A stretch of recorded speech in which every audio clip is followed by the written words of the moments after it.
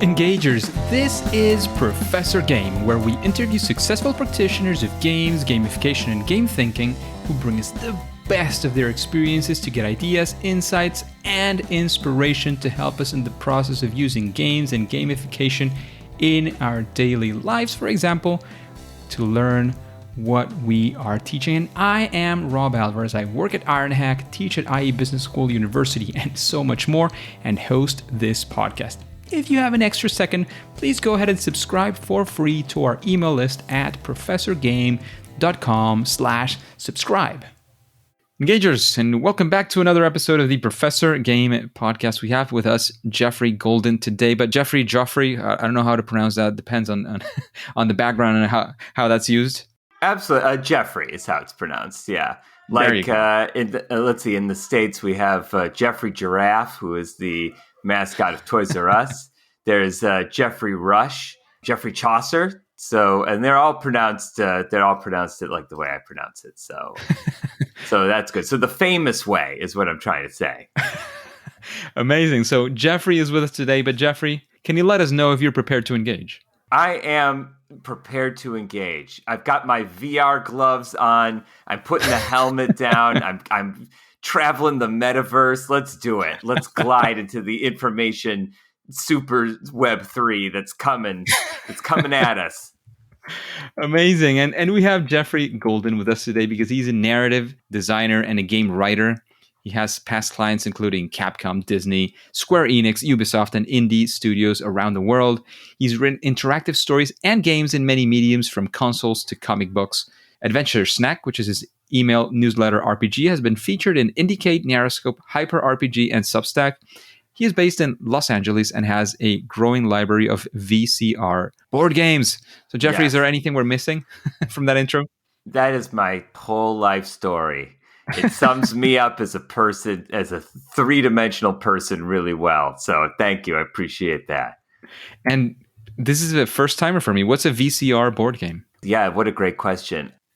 So in the 1980s, you're familiar with VCRs, I presume, or maybe not. Okay, some young people aren't even familiar with what a VCR is. So for those of you listening who don't remember, VCR was a tape player from I believe they started in the late 70s, and we have them. I mean, they're still around today, but I think they were manufacturing them into the 2000s.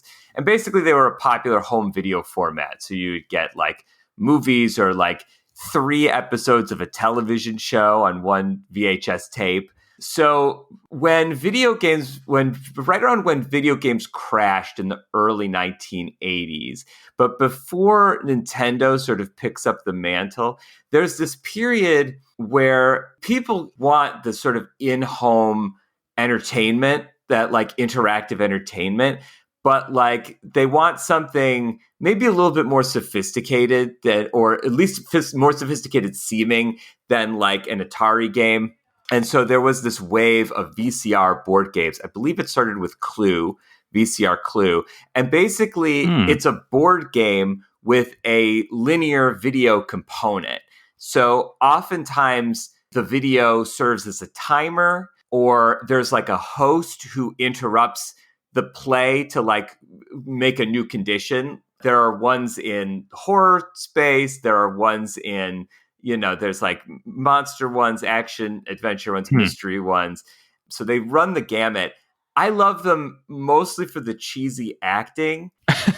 And also because I really like weird mediums when it comes to games. I really like exploring how games can be infused in different unexpected ways. And like VHS tape, which for a while in the 80s, people really wanted to crack, like how to make an interactive VHS experience. All of that history fascinates me. So yeah, I've got some great recommendations. The Wayne's World one I think is really good. The Star Trek one is also pretty good. And then there are some weird ones out there. I'm sure.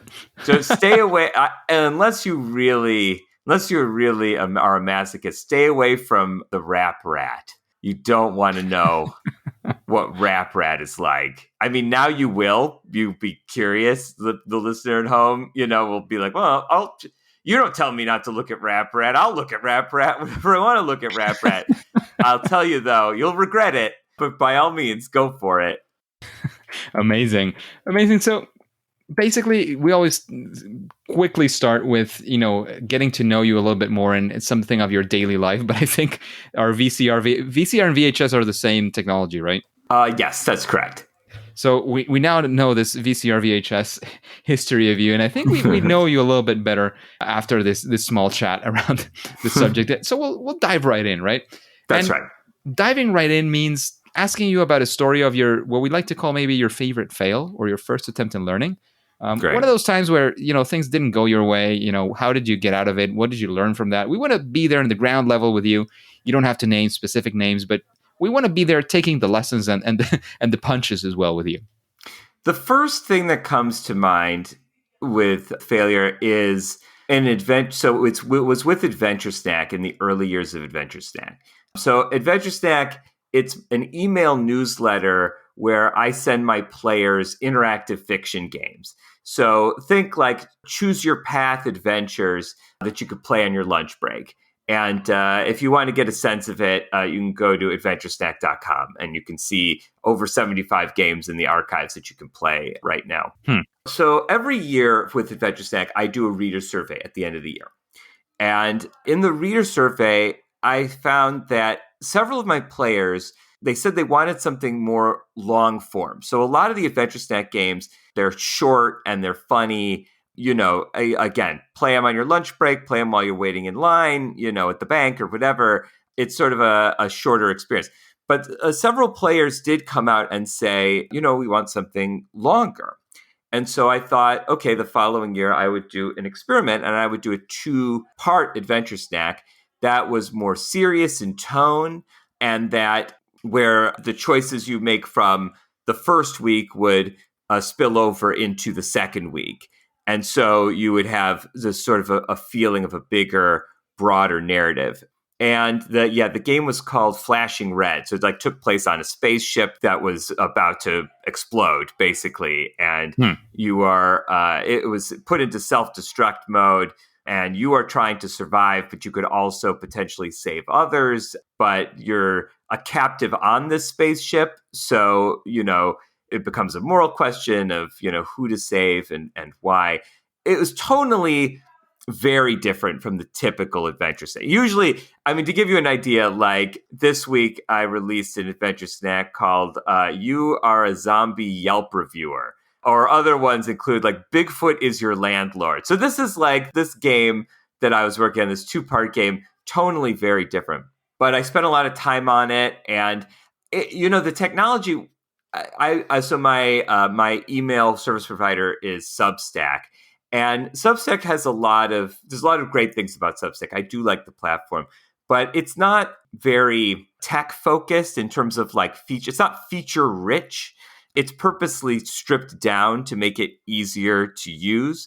But for example, if I was sending these interactive fiction emails on a platform like MailChimp, there are certain things I could save in a database, like in the back end, that I could then use in a following email. So I could like automatically sort the players who chose one thing or another thing into a category and then send different emails to people depending on the choices that they made in the branch, right? But I couldn't do that. So it was all very much, like classic game book style where it's like, okay, like, remember this password for next week, kind of thing. So I released the game and it was absolutely like a flop. It's still today, if you look at my list on, I believe it's like adventuresnack.substack.com/archive. If you look at my list, you can sort them by most popular. And those 2 games are among the least popular. I think one of them is actually the least popular Adventure Snack. And so this is what I took away from it. At first, I was frustrated. And it's like, well, people said that they wanted a deeper experience. And I gave it to them and they rejected it. And then I realized 2 things. One was that just because it was a deeper experience mechanically didn't mean that it had to be a more serious game. It didn't mean I had to make it more darker and more serious. It was an experiment in tone, But I think that was a major sort of error on my part, was being like, oh, let me just change this whole spirit of what this is. Because that game tonally just did not feel like like an adventure snack game.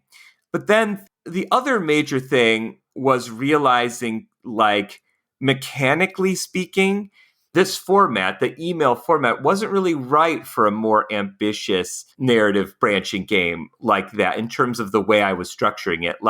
And so I started realizing that it was much better to keep most of the mechanics out of the email themselves and put them into WordPress.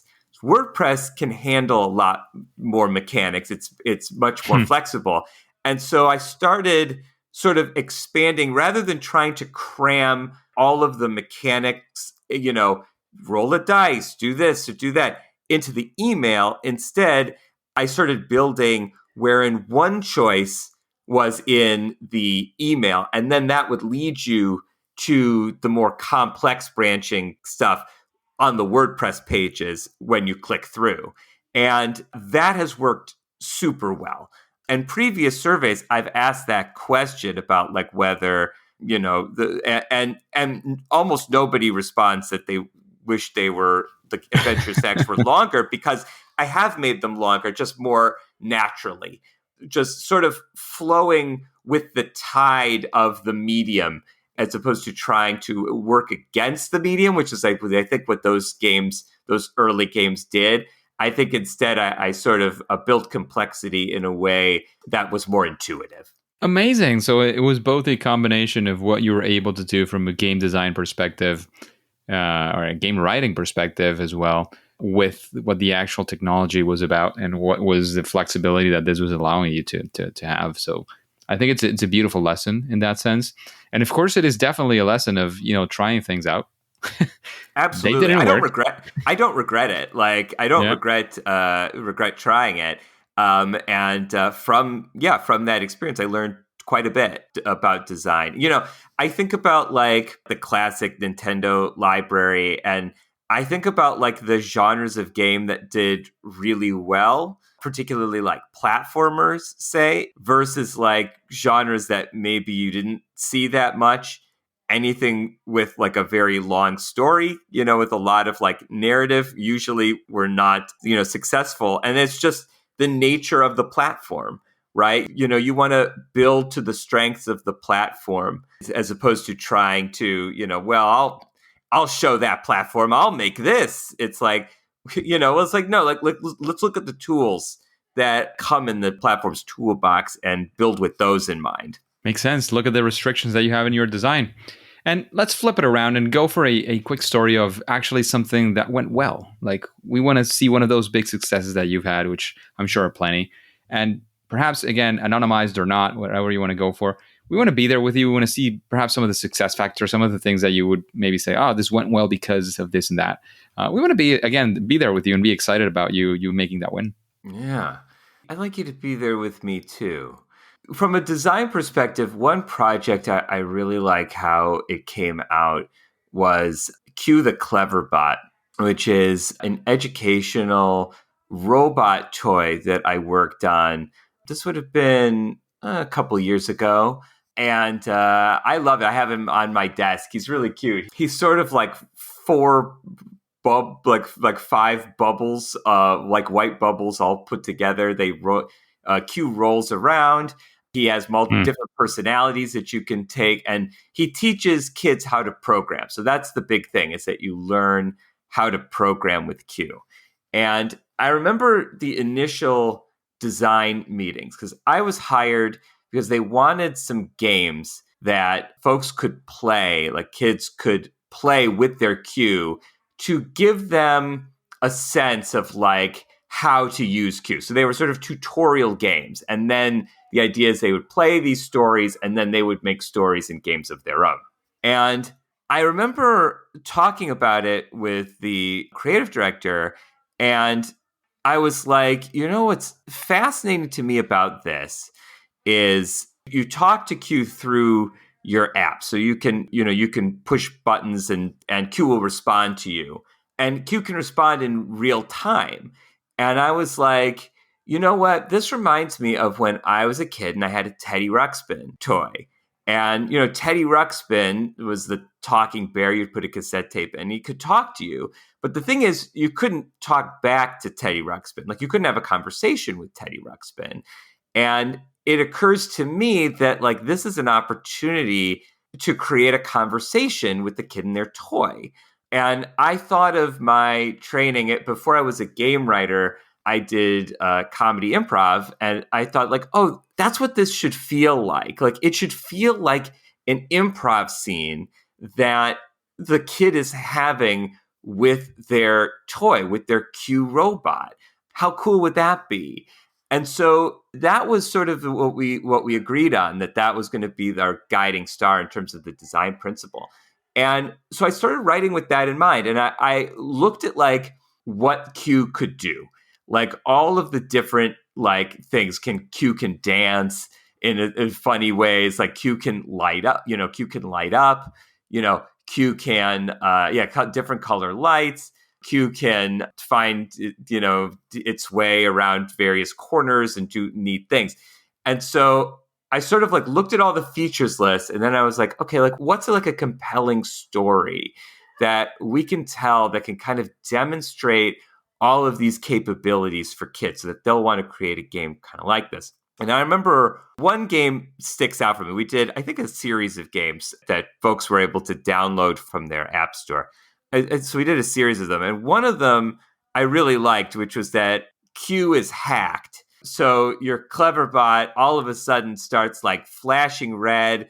Its eyes, like, to have, like, X's on it. It starts, like, spinning around randomly. And then, like, you start getting messages from the hacker via your phone, and you have to sort of navigate a story where you trick this hacker, and you trick the hacker by programming Q in certain ways and, like, creating puzzles with Q that sort of break Q out of its spell, so to speak, and sort of crack the code to get into Q's main base so we can kick the rogue hacker off. And I remember playing it, and it worked. It was such, like, a complex, it's, like, way more complex than a lot of game projects I work on, because it had, like, this whole fourth dimension element of, like, a physical object that, like, is moving in real space. But I remember being, like, really proud of it and being like, yeah, like, this is really cool, because not only going to inspire, kids to program, which I think would be incredible, but also I think it was just interesting from, like, the idea of, a robot scene partner for improv. Like, that's, like, a neat thing. And I feel like with the way, like, AI tech is going, like, a GPT-3 comedy robot, probably. I mean, I think that may be coming. So anyway, it was just a really mind-opening project for me. Sounds like an amazing one as well. So thank you for that story. And Geoffrey, with all this experience that you have in game writing and creating games and gameful experiences, when you're facing a new project, do you have some form of a process? Like, how does it look like? You're facing a new project. What do you do? What are the steps that you follow? Right. Well, first things first is I have to absorb. So oftentimes, as the game writer or the narrative designer, we are usually not the first hire. Usually the vertical slice of the game, the initial sort of complex demo, fully fleshed out demo that was used to get investors on board. Usually that was created prior to the narrative designer coming on board. Depends on the genre. So oftentimes there is artwork, there is design docs, there are all these things that I need to read and absorb and ask questions about and get a sense of. Because, my job as a narrative designer, I always see it as helping the player fall in love with the game's core mechanics. So we're using story to encourage players to engage with the mechanics more. That's like 90% of the way I see of what I see is the work. And so I need to understand those mechanics. I need to understand on a base level what it is that the player is going to want to do, what it is the player can do, and how and why, or rather, and how. And then I help answer the question of why. That's where I think we come in. It's the why. Why is the player doing this? And the answer is, from my perspective, to complete a story, to feel like they are part of a universe, to explore a world. Those narrative questions they're hooks, that keep the player engaged. So first thing I do, I absorb and I ask questions. And then from there, the paths really branch wildly depending on the project. So, for example, I may be asked to work on a mobile game, right? The mobile game, all they might need are like some quests. It's like an already existing game, and they just want to expand the content, right? It's like, well, okay. In that case, I'm, reading what the work that's come before. And then I'm putting together pitches for my creative director of like, here are ideas for potential quests. Or if they already know what those ideas are, they already have those story treatments, then it's just sitting down and working on the script, working on the interactive script. So a mobile project might be very short. I've worked on some longer and more complex mobile projects too, but there are short games. There are also games that don't need a narrative designer for maybe an extended length of time. For example, I might work on an FPS where really all they need are barks. They just need things for the player to say at certain moments. And it's a big sheet of barks. In that case, I am reading. For those out there who don't know what that is, can you give us a quick of what that barks is? Oh, yeah, absolutely. So your character gets hit with a bullet. Write 5 barks. Barks would be, ooh, that hurts. Or, oh, I took one in the stomach. Or it's like, darn it, not again. Or, ooh, another one of those and I'm toast. That kind of line, like those, the little things that they say when they get hit by the bullets, generally speaking. So like that may be very short, that maybe I'm reading character guides, character bios that maybe somebody else has written to get a sense of, the character and then writing from there. But then other times there'll be longer projects like role-playing games or story-driven games, narrative branching games, where I might be asked to come in at the very beginning of the project. In that case, after absorbing materials, one thing I might be doing is writing character bios, writing story treatments, if the game is has a linear narrative, as opposed to say an open world, writing world building docs. A lot of the work in the early days of narrative driven games are generally the story Bible. It's these guides that not only does the narrative department need, but also other departments rely on them as well. So I'm writing character bios, right? I'm also trying to paint a picture of this character for the art team so that the artists who are doing the character designs and the animation cycles have an understanding of the character's personality. So it's a tough question to ask because I've worked in so many different genres. It really depends. It's like I understand the question and it's tricky because if for movies, television, screenwriting is an art form that is across genre pretty similar. Generally there are formulas, there are patterns of work. Studios tend to have similar processes, whereas in games, game studios may have rapidly different processes just in terms of scripting the game. Some may ask you to work in Engine, others ask you to work in a Google spreadsheet. There's little consensus about how to put these things together from studio to studio. So yeah, it can really depend.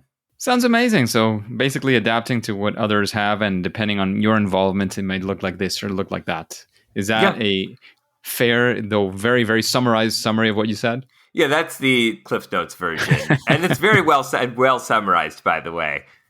What took me to 40 minutes to describe, you did it in a sentence. So well done. That sort of conciseness will help you when writing game dialogue, which generally has to be shorter due to character limits. So yeah, and also localization. So yeah. Amazing. Just a quick break before we continue. Are you enjoying this podcast? If you're listening through a podcasting app, please subscribe and rate us on the app. This will be of great help to reach more engagers so we can change the world together through gamification. So, Geoffrey, would you say that there is some sort of best practice, one of those things that, that would make your game design, your game scripting, your game writing at least a little bit better if you implement? If I were to ask you that thing, what would be your reaction, basically? My first reaction is tension. It's conflict. It's just classic dramatic writing 101. What do these characters want? How are they going to get it? And what obstacles are in their way? Knowing that can get you through a lot. When you're writing scenes, when you are crafting plots, we're thinking in terms of, we're thinking in terms of goals, player goals, character goals, which are hopefully aligned. And then we know there's going to be conflict. Generally speaking, it's a video game. There's conflict of some kind, even if it isn't, slaying monsters. It might be a bad harvest. It might be the bunny won't share with you, won't share their bread with you or whatever. That these are all dramatic conflicts. And so understanding that scenes and plots need those conflicts, and then figuring out how are the characters going to surmount those obstacles. And hopefully in your game, they will surmount the obstacles using the mechanics that are present. And when you have a story where the mechanics are built in to the narrative, that is very satisfying. That is a satisfying game experience. There you go. Thank you for that recommendation and keeping up with those recommendations. After hearing these questions, is there somebody that you would be curious to hear on this podcast answering the same question? So sort of a future guest for Professor Game. Professor Game, I'm happy to talk to you about that. I'm happy to recommend folks, but I don't like to put folks on the spot on the air. It's because they may, I don't know their situation. They may be shy. They may not want to be interviewed. And so being like, hey, I shouted you out on a podcast, you should do it, might be like a terrifying experience. So I'm happy to give you a recommendation, but maybe we'll do it offline if that's okay. Gotcha. That's okay. And since we cannot recommend folks to come on the podcast, I'm sure you can recommend a book for the engagers to read and, of course, tell us why.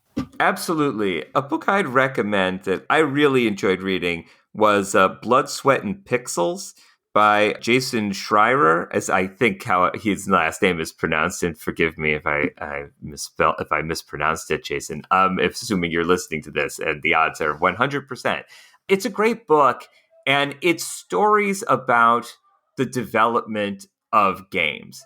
And I think for anybody who is interested in, especially for somebody who's interested in a career in games, but maybe is thinking about it, but doesn't know quite what it entails, or even other industry devs who have never worked on an indie game or who have never worked on a AAA game. His stories really run the gamut across the industry, which is what I really like about it. He doesn't just focus on, these are stories about the development of a Blizzard game.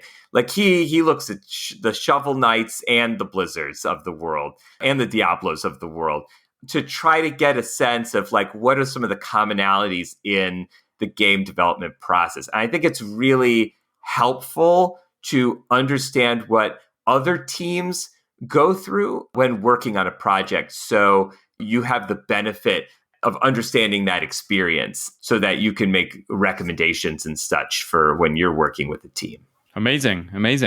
And This tends to be a difficult question for some of our guests because, we tend to like games for some reason.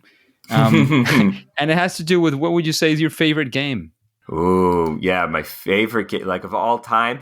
I'm going to say a game that I first discovered relatively recently may well be my favorite game of all time at this point. It's called Hypnospace Outlaw.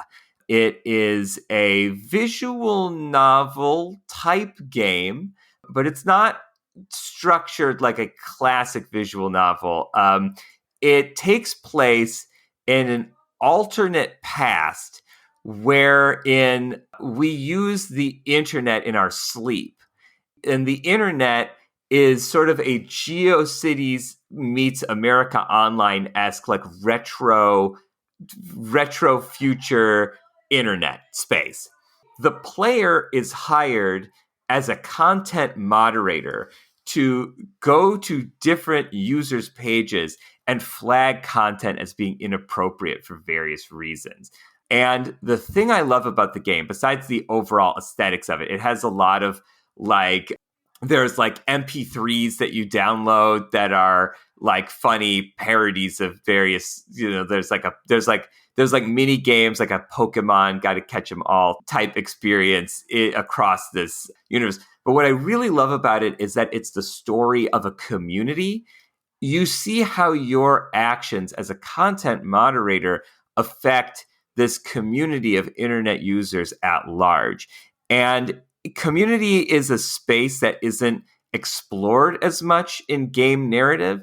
A lot of stories are about, a hero or a small group of heroes who fight the odds and defeat some kind of evil, and save the day. And this game is about the ripple effects that our actions have on others. A fascinating space for game story. And it's beautifully written. It's hilarious. The illustration style is really retro and funny. And you'll if you remember GeoCities and the early internet, you will be like, it's like a time warp. It's so cool. And there's a lot of mini games and surprises in it. So yeah, that would be my recommendation. It's certainly a favorite of mine. Amazing. Thanks for that one as well. And Geoffrey, before we take off, let us know where we can find more about you. Of course, if you have any final words for the engagers, and then we'll say that it's game over. I'll say engagers, stay engaged. It's easy, I think, to, if you're feeling a little burned out working in games, if you're feeling like it's tough, do whatever you can to treat yourself well. Take a walk. To stretch, eat well, try to sleep well, take your vacation time and don't let people pressure you into not doing it. It's a hard business at times. It's challenging, but it can be really wonderful when it's fun. It's the most fun. So stay engaged and support each other, help each other, help your colleagues, not just to get into games or get jobs, but also to thrive in those positions. You can find me on Twitter at Geoffrey Golden. That's GEOFFREY, like the giraffe, and GOLDEN, like the color. And Adventure Snack is my newsletter. I send it out twice a month. New quests 2 times a month, completely free. And you can get that at adventuresnack.com. Amazing. Thank you so much for sharing your knowledge, your understanding, your expertise, and your stories for sure, Geoffrey. However, as you know, the engagers know already as well. For now, and at least for today, it is time to say that it's game over. Hey, engagers, thank you for listening to the Professor Game podcast. And if you want more interviews with incredible guests like Geoffrey, please go to professorgame.com/subscribe and get started on our email list for free. That way we can be in contact and you will be the first to know of any opportunities that we might have for you. And remember, before you go on to your next mission, remember to follow using your favorite podcast app. Follow Professor Game, the Professor Game podcast, through that app and listen to the next episode of Professor Game. See you there.